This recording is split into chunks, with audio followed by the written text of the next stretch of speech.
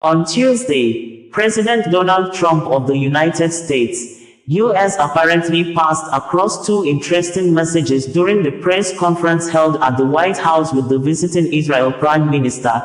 Benjamin Netanyahu, saying at first that Gaza is a symbol of death and destruction where the people who have been living in the Gaza Strip were living in a miserable existence, hence once revealed the people who have fought to keep the Gaza city shouldn't occupy the place again, calling on Egypt, Jordan and other countries of interest to build new domains or new settlements in the neighboring countries for the 1.8 million Palestinians that will be transferred out of Gaza, and by second statement, Trump said US will take over the ownership of the land, rebuild and make Gaza an economic center for people from different parts of the world including Palestinians to occupy. President Donald Trump said that the US would own it and be responsible for dismantling all of the dangerous unexploded bombs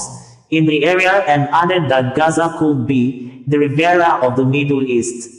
Also saying that the bonds of friendship and affection between the American and Israeli people have endured for generations, and they are absolutely unbreakable. The US will take over the Gaza Strip, and we will do a job with it, too, said President Donald Trump.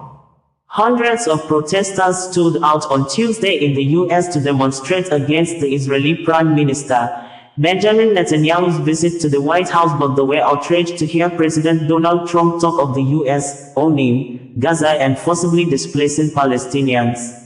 Trump, calling the Gaza Strip a symbol of death and destruction for so many decades, and an unlucky place for a long time, said the area should not go through a process of rebuilding and occupation by the same people that have really stood there and fought for it, and lived a miserable existence there. Instead, the president called on countries of interest with humanitarian hearts to build various domains that will ultimately be occupied by the 1.8 million Palestinians living in Gaza. It would be recalled that last month, the Biden administration, with assistance from the Trump transition team, helped secure an ongoing ceasefire between Israel and Hamas that has involved the exchange of hostages and prisoners on both sides.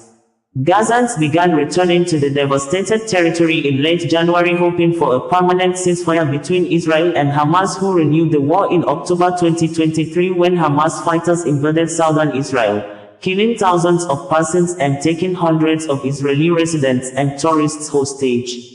Israel has since killed an estimated 47,000 people in Gaza in return. President Donald Trump had said that